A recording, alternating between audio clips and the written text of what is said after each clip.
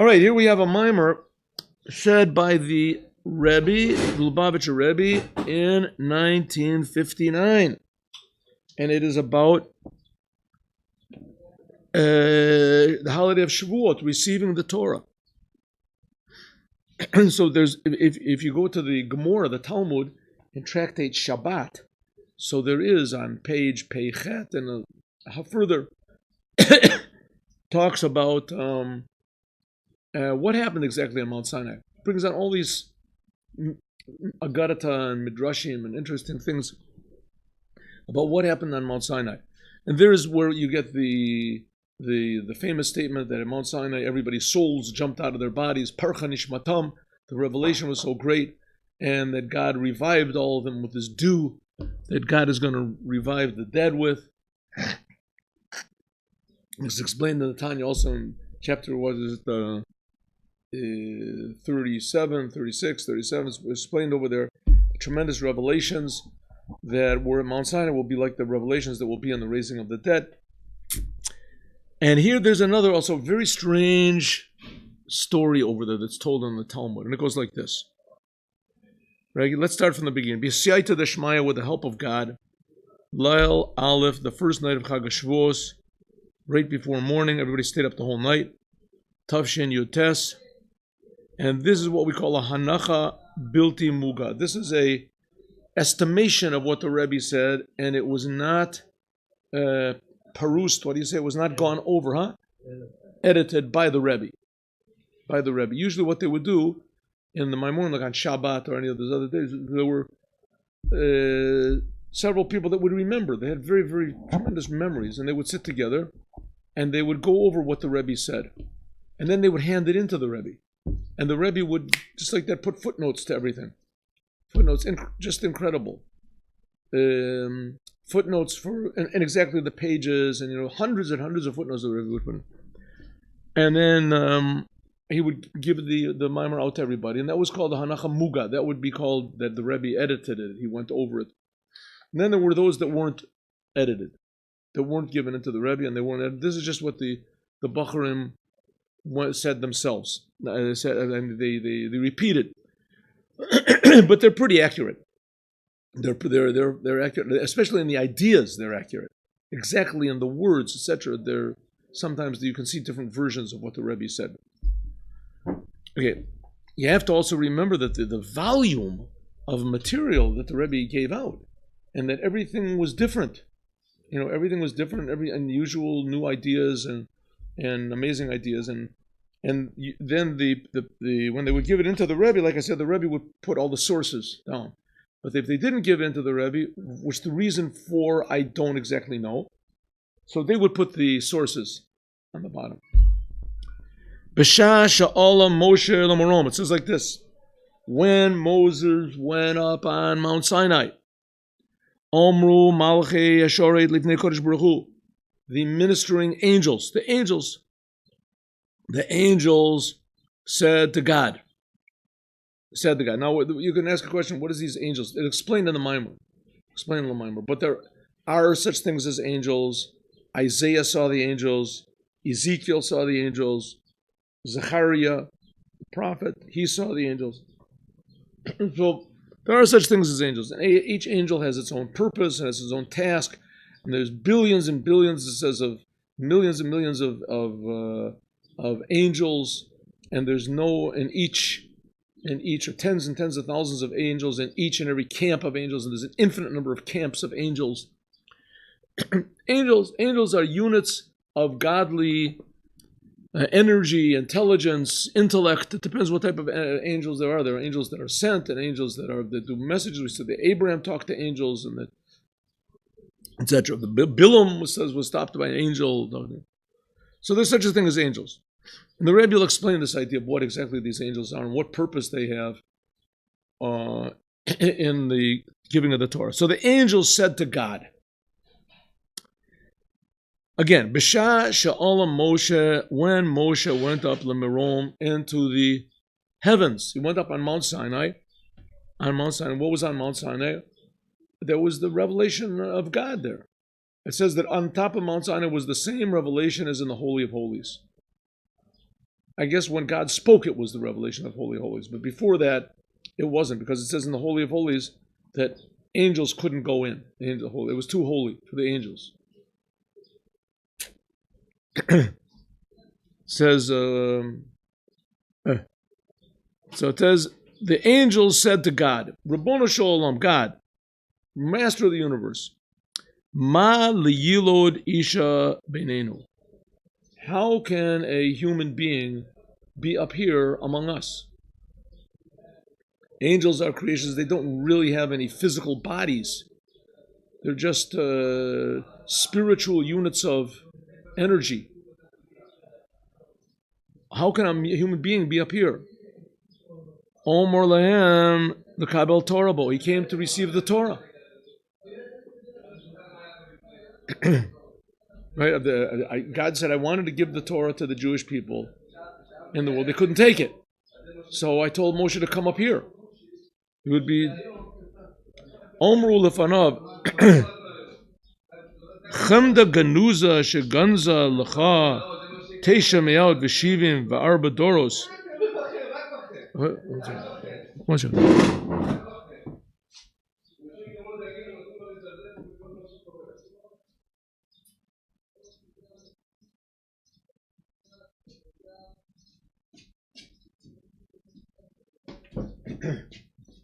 All right. They've been fixing the door for this room for the last, how was it, a half a year? Huh? 4 months, yeah, almost half a year. Huh? Yeah, we have to put the door back. All right, in the meantime, we will survive. Here we go. Says the angels in front of God, Chamuda Genuza, the precious hidden treasure, Sheganza Lecha, that was hidden to you, the Torah, in other words, the Torah, this precious treasure, the secret of the creation, that was hidden by you, Teisha Meot V'Shivim V'Arba Doros, 974 generations, Kodem Shenivra Olam, before the world was created, Atam Avakesh Litna Labasar V'Dam, you want to give it to people? You're going to give it to a human being? Ma enosh ki tizkareno. What is man that you should remember him? It's a sense from Tehillim. What is man that you should remember him? Ben Adam asher tifkadeno. What is man? Man, human beings are going to give that. You know what the Jews are going to do? You're going to give them the Torah. You know what they're going to do? They're going to sin. They're going to go against the Torah. Leave it up here in heaven, and keep it by us. Keep it by us. Pretty good idea. That's what the angel said. That's what it says in the Talmud. Omer lo kodesh baruch hu. Oh, I'm sorry. Kodem shenivra olam. Atam b'vakash litnu b'van. Ma'enosh ki tizreno. Tana hodecha al shamayim. Give your glory. It's still part of the same psalm. Give your glory, leave it in heaven. You want to give the Torah to somebody? Give it to the angels. Don't give it to people. They'll make fun of it, they'll misuse it, they'll belittle it, they'll ignore it totally. Omer lo, God said to Moshe, Hechzir lahem tshuva. God said, you can look in the Talmud. All this is in the Talmud. Page Peichet, Amud Aleph. Go, I'm sorry, the end of the second Amud Beit, the side of page Peichet. God said to Moshe, Hechzir la'en tshuva. No? Say something, Moshe. Give him an answer. Omer lefanav. Moshe said, Rabbono Shalom, this Torah, Sha'ata notenli, this Torah that you want to give me. Ma kativ be, what's written in it? What's written in the Torah? Anochi Hashem Elokecha asher tzeitichem eretz Yisrael. I am God that took you out of Egypt. The first of the 10 commandments. The first of the 10 commandments is, I am God that took you I am God that took you, Jews, out of Egypt. No, Omer Lahem. That's what's written in the Torah. And that was written in the Torah before the world was created. That's what the angels said. This is, what is it, 1,900, etc., 74 generations. We'll talk about what that is in a second. Before the world was created. Omer Lahem. So Moshe said, what does it say in that Torah? You want the Torah to get it. It says, the first of the 10 Commandments is, I am God that took you out of Egypt. Omer Lahem, L'Mitzrayim Yiradtem. You angels, do you have any idea what it means to be in Egypt? You ever went down to Egypt? Leparo hishtabaratem. You were ever servants to Paro? Yetzer hora yes beinechem. You have any Yetzer hora? It says later on, don't kill, don't steal. You angels, you want to kill, you want to steal. Miyad kol echad ve'echad naseh lo ohev. Immediately all the angels said, Moshe, you're okay. You're all right. You're right. We really don't have anything to do with the Torah. Hine, behold, since shezeh haya od kodem matan Torah, this whole argument that happened, this whole discussion between God and the angels and Moshe happened before matan Torah. Okay, Herschel, hare, move on. It's understood. Sheyiyeh, shezeh, that this shenitna Torah l'Yisrael. The fact that the Torah was given to the Jews, who mitzad, it is because of Malat Yisrael Atzmam, because of the some sort of a special quality that the Jews have themselves. What is the mal of the Jews? We Jews were in Egypt. No, it's pretty good. You know, we suffered in Egypt, went out. What's next? Because we want to kill and we want to steal. And we want to commit adultery. We have a Yetzer hora. What type of a good thing is that, right? It's like going to ask you to be a work in a bank. You say, well, you have any credentials? He says, yeah, you know, I like to steal. I'm a dishonest person. I like to lie, cheat. Oh, you got the job. That's right. You're right in. That's what I want.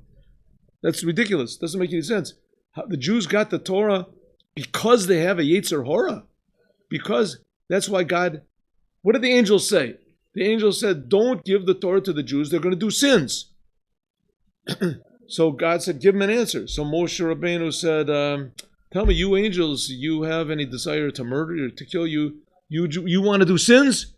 So no, that was our whole argument. We're not going to do any sins. Well, we Jews do want to have sins. We do like to sin. We like to have a good time. And the Torah says we shouldn't do it. So therefore, we should get the Torah. And the angel said, oh, we didn't think of that. That's good. We like that. Of course they thought about it. That's what they said in the beginning. Let's see what's going on over here. Tzorich laham, we have to understand. Ma'u malos Yisrael. What type of a good quality is this? What type of a credit on your resume that the Jews have a Yetzer hora, that they have a selfish, evil impulse? Bagam tzorich lavin, we have to understand, ma'u inyan, what is this whole thing? Shenasu oavim lo, that all of the angels suddenly they loved Moshe because of these fantastic answers that he gave them. What type of answers are they? And why did they suddenly love him? Why didn't they understand this beforehand? Of course, we can also ask another question. What are angels? The angels they can argue. What's going on over here? They can argue with God. God says he wants to give the Torah to the Jews. The angels can talk him out of it. What's happening over here? So let's see. Second paragraph. Hine. Let's look at this whole midrash. What did the angels say to God? God, you wanted to give this Torah, that the Torah has been hidden for 900 and 974 generations. 974 generations. Now, what exactly is that? This is 974 generations. So there's one place where I saw that it's an explanation that from the creation of the world until God gave the Torah, from Adam, in other words, until God gave the Torah, there were 26 generations. 26 generations. And God really wanted to give the Torah after 1,000 generations. But he saw that the world wouldn't exist. He had to give the Torah quick. So that's one answer. Okay. Then Rashi says that this is talking about the 2,000 years. Let's look and see. Genuza. What is this idea of the Torah preceded the world by in 974 generations? What does this mean? Rashi says this is the idea of Alef Payim Shana Kodma Torah Olam. That the Torah preceded the world by 2,000 years. The Rebbe is going to explain this. It sounds like the first statement, that Hashem wanted to give the Torah after 1,000 generations. Right. If you say that the Torah existed 974 generations before and then 26 generations, that's what he gave it on time. Yeah, the only problem with that is what exactly is a generation? How long is a generation? So Rashi says there's a pasuk in Mishlei, and it says Alefecha Chachma Alefecha Bina. Right? This is the wisdom. Alefecha Chachma, I will teach you wisdom. I will teach you wisdom. I will teach you understanding. So it says this Alefcha means to teach, but it also means 1,000. So it says this goes to show that the Torah preceded the world 2,000 years. Okay, I mean, the obvious question that you can ask is, I mean, when God, according to Judaism, when God created the world, he created time. Time didn't exist before the world was created. Time is a creation. Time is the interaction between the spiritual and the physical. How the spiritual interacts with the spiritual keeps it alive. Right? Keeping the physical alive, it has to pulsate. Well, sometime we'll talk about it, but nevertheless, that's the idea of time. It's also Dodi Dofek, that's the pulse of time, the pulse of life. And this pulse, that's what makes time. That's what makes time. So it says, time was only created when the world was created. Before that, there was no time. How can the Torah be before the world 2,000 years? What does that mean? How long is a year? But there's no such thing as years. Okay. So we'll see what it means. 2,000 years before the world was created. In those years, shekadma la'olam, that it was before the world, hayu ba'em taf kuf ayin daled, there were 974 generations. So it comes out that every generation was like a little bit more than 2 years. Because the Torah was 970 generations before the world, and that equals 2,000 years, right? So something's a little bit wrong over here. The 26 generations from Adam. Right. That's a lot more than 2 years. Yeah.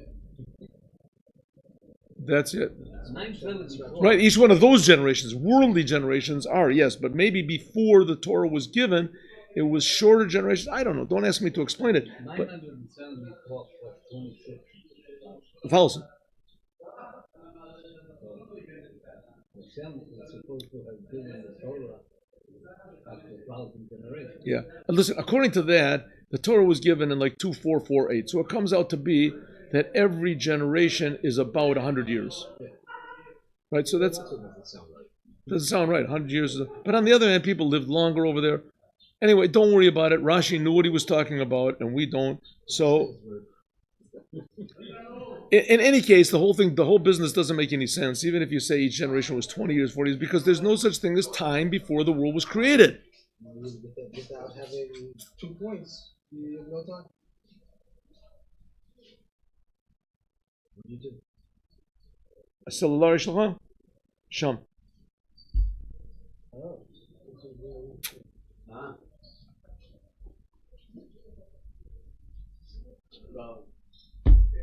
Wow. Inyan kedimas Torah la'olam. Also, we have to understand, what does it mean that the Torah existed before the world existed? It is known that the world comes from God's emotions. In the book, what's called Sefer Yetzirah, which is a book of the book of formation, how God made the world. It says that God gave it to Abraham. Choshev inyan olam shanav and nefesh. He considers over there what are the elements, the categories that the world was made into. There's what's called physical, time, and spiritual. It's known that olam, the world, the physical world, is place. This is the Metzias to olam. Okay, let's just take a very small break over here, and let's try to understand what's going on. Short break. What's happening? No.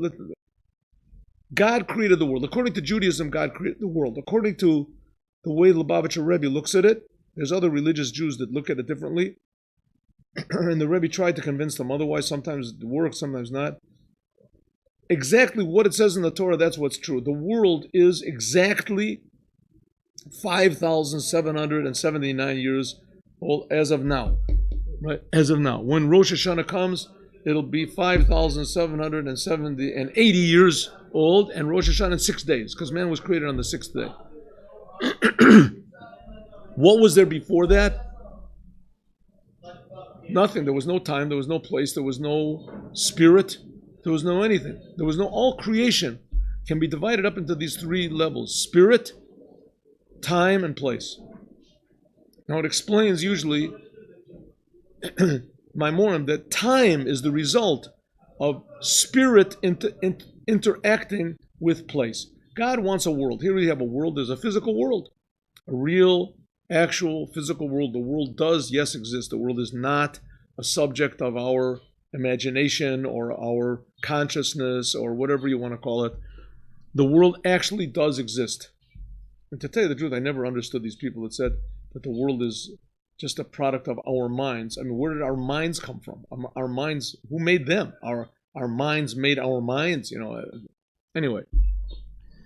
But nevertheless, okay, here we go. So the world really, truly exists. The physical, actual world really exists. But in order to keep this physical world existing, it has to have some sort of a spiritual power that keeps it alive. If we're talking about human beings and animals and plants, so it's obvious that there has to be some sort of a spiritual thing, because when there's no spiritual thing, the animal dies, a person dies, a plant dies. There has to be some sort of a force of life that's inside of it. But even rocks and physical things, water, these things, they have to have some force that keeps them in existence. What keeps them going all the time? How do they? So it explains in Chassidut like this. The spiritual is designed. God creates the world, right? So God creates the world that the spiritual is designed to keep the physical alive and in existence. Is designed. Existence is a little bit different question, but let's just say for our purposes, same thing. But if the spiritual goes too much into the physical, then it's not spiritual anymore. It loses. On the other hand, if the spiritual does not hit the physical at all, so then the physical dies. So how does it work? It hits and goes back. The spiritual becomes physical, goes into the physical to enliven it, and then it goes back to be spiritual again. It goes in and out, spiritual. And that pulsation is called time. That's what makes time. That's what makes the planets go around, and that's what makes movement, and that's what makes life, is this pulsation of the spiritual and the physical. Now, the spiritual is also a creation. It's also a creation. But it's not as crass a creation. It's more independent, the spiritual, than the physical. The physical is totally dependent on the spiritual for its existence. And the spiritual, on the other hand, that's, if you want to call it, more godly. You could say there's a symbiotic relationship. A symbiotic relationship. In the higher worlds, because the spiritual is less dependent on something above it for its existence, so therefore time is not such a big element. That's why the prophets, they could expand, if you want to call it, their consciousness and they could see the future, because in the upper worlds, the future and the past and time is sort of blurred, so you can see in the future. Yes. Time is inextricably connected to the material world. Right. I think that Einstein was trying to talk something about that the theory of relativity, that time is dependent on where you are. Right, speed and things like that. Yeah. Certainly, without objects, material reality, there's no use for time. I guess the Tzaddikim could sort of raise sort of picture beyond that. Yeah, what does it mean? That tzaddikim are people that live in a real world. Yeah. And our world is very, very, very concealed. We don't see godliness. As a result, so there seems to be three different things. There's the spiritual. But our world is real. And the world that you're talking about is also equally as real. Okay, so it's like this. It depends what you mean is real. Yeah. What you mean is real. Real means seeing the whole picture. There's a person that sees the godliness in the world, then he's seeing the whole entire picture. A person that's not, he doesn't see, the godliness of the person. The person that works cleaning up the floors in the hospital or in the university or wherever it is. So he's doing his job. Right? To him, a hospital is the same thing as a stall for cows. Right? It's just less work. He doesn't realize what's really going on over there, but he does the same thing. We live in the world, but we don't really realize what's really happening over here. We don't see the bigger picture. So says the bigger picture. So part of it is, what is time? Time is the interaction between the spiritual and the physical in a way that's called Olam Shana Nefesh. In Hebrew, it's Ashan. Ashan means smoke. That on Mount Sinai, it was all smoke. It's interesting that the more you're tied into your existence in this material, physical world, the more you look at your watch. It could be. There's different people, different. Let's go. Let's take a break. 2 minutes.